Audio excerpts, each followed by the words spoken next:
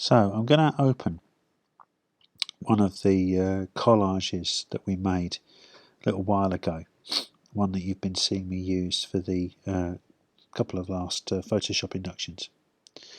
Now at the moment, if we look at this image, it's occupied a certain amount of digital space, and if we actually go to image size, we can see how big this image currently is. It's 64 centimeters across by over a meter high. It's taking up 17 megabytes of space. Whenever we create a photograph, depending on the resolution that we set on our camera, we can create really large photographs, really large files as well, without necessarily realizing we've done that. Now what I'd like to do is I'd like to turn this into a repeat pattern. So the first thing I'd like to do is to resize it. So I'm going to select all, that's Command and A on your keyboard, and then go Command and T. And Command and T is the command for transform. I'm going to hold the Shift key down for the moment when I transform, as this will constrain the proportions of my image. As you can see, when I was resizing it, it's given me the new dimensions for this image. So I'm quite happy with the size of that for the moment, so I'm going to apply transformation. The rest of the page at the moment is black, and the reason for that is that over here this tells me the background colour. Now I could reset the background colour as such. Nothing's actually going to happen because I've already made that transformation. So if I go backwards through my history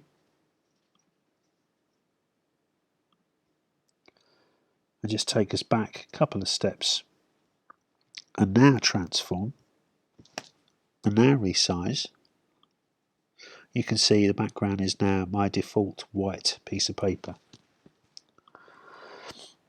So I've now transformed this image and it's already selected because I selected it previously. If I copy and paste that, we can't see anything happen, but if we look at our layers panel, we can see that just as before we've got a new layer. And usually on our first paste, the first layer appears on top of the previous layer. If I move that to the side now and then go paste again, this now pastes to the middle of the document. If I paste again,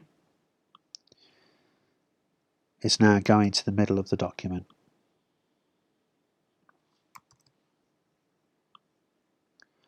Now I could paste every single one of these, one after another, in which case I get loads and loads and loads of layers.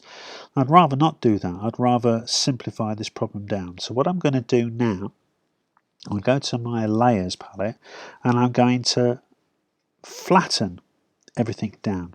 Now I've made one solid layer. Now when you use the rectangular marquee tool to select, if I click and drag over this area, sometimes it can be really easy to miss a bit, either by selecting too much white or miss some of the image. I don't want to do that. I'd like to get a really crisp selection of this particular area. So I'm going to deselect, that's Command and D, and I'm going to go to my Magic Wand tool.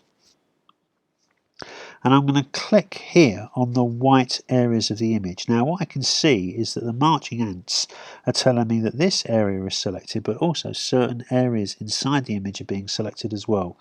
The reason for that is twofold. One is that I haven't checked the contiguous button. So let me deselect that and now press contiguous. Contiguous means that the pixels are connected together. If I click on here, you can see that the areas up here that were selected previously are no longer being selected, but we're getting some bleed into here, and again the reason for that is the tolerance setting is too high. The coloration difference between here and here is very slight. I deselect and change that tolerance button to a much lower figure, and now use the Magic Wand tool. Only the white background is being selected. Now that I've selected the white background, if I now inverse select, then I've just selected this area here. If I now copy and paste, again we won't see anything happen initially, but I've now created a second version of that. Paste again, paste again, paste again. I've created a very simple block repeat. At the moment each of these is a separate layer, so if I was to adjust the hue, then I'm only going to be adjusting the hue in that particular layer. So what's a really good idea, if I go back to my layers palette and I flatten my image, now I've got one layer. Now I'm going to crop my image just down to the edges of the image.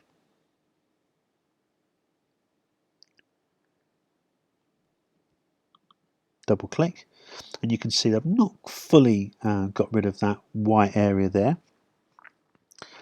So I could crop again and just drag that side in a bit more. Or I could use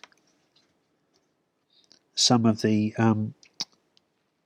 arrow keys just to sort of make a more finite kind of selection. Now I'm happy with that. Now I'll apply my crop. Now if I start to change the hue and saturation, or Command and U, now I'm going to change all the pattern colorways.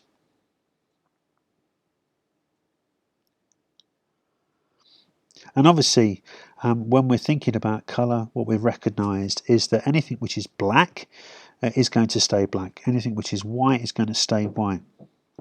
Now it might be quite nice to choose one of the areas of this particular design and change it. So what I could do is I could look, if I could zoom in, at this particular motif through here. If I went to the Magic Wand tool and selected that, you can see that not all of the area is selected. Again, the reason for that is this tolerance now is probably a little bit too low.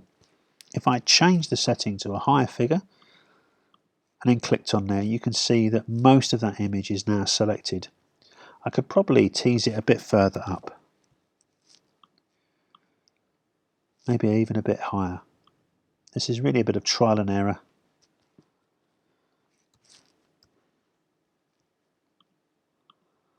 Okay, I think that's better. At the moment, obviously just this area is selected because the contiguous button is checked. If I uncheck the contiguous and then click in there, all of those particular shapes and obviously anything else that's similar coloured have now been selected. If I now choose a different colour, so I might choose this really, really dark blue. If I then use the paint bucket tool and I click in there, you can see that the paint bucket tool has only gone into that particular area because, again, the contiguous button is checked. If I uncheck this and then click in there, it's going to have filled all of those particular shapes with the blue. If I now deselect, I've got yet another pattern design. And once I've created my pattern design, it might be quite useful to store that pattern. And this is going to be done quite simply under the Edit menu, and you can see underneath here it says Define Pattern. So I'm going to go OK. And what I'm also going to do is I'm now going to select all of that image and I'm going to transform it again, and this time I'm going to make it much, much smaller.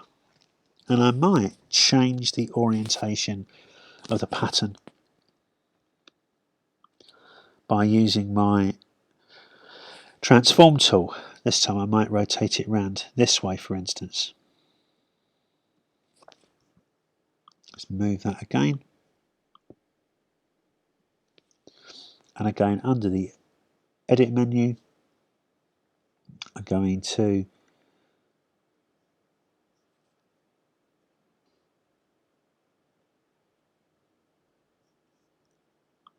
apply my transformation first of all, make my selection,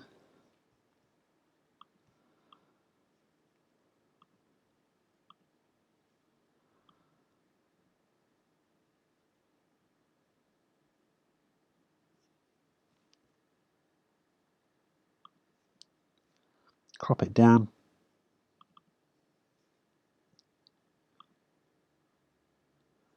and define pattern. You see that quite a few times it wasn't allowing me to define my pattern, so this time I might give it a slightly different name.